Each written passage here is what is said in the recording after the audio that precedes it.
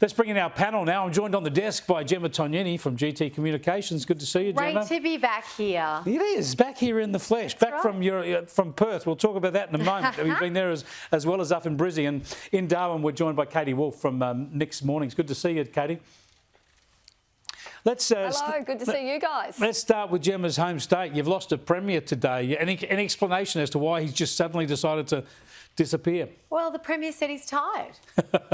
And like plenty of us who survived COVID, we're tired. Not alone there.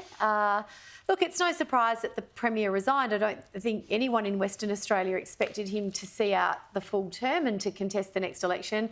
For me, the surprise has come with the swiftness and the nature of the resignation. It's not a gentle, going gently into the long night sort of thing. No sort of sitting on the backbench and not forcing a by-election. No, as of today or as of Friday, no longer the Premier, no longer the Treasurer, no longer the member for Rockingham. Now, I think, something will come out, won't there?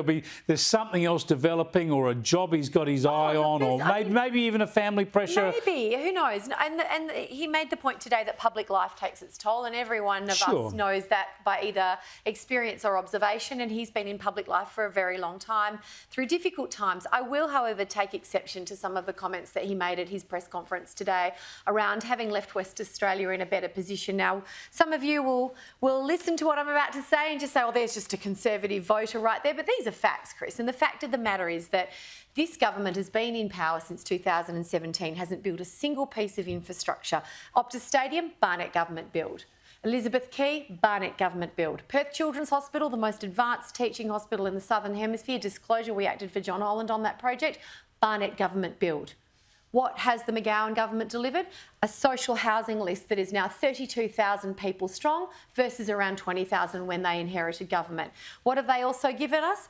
Record ambulance ramping, 66,000 hours in 2022, the highest number of ambulance ramping hours on record.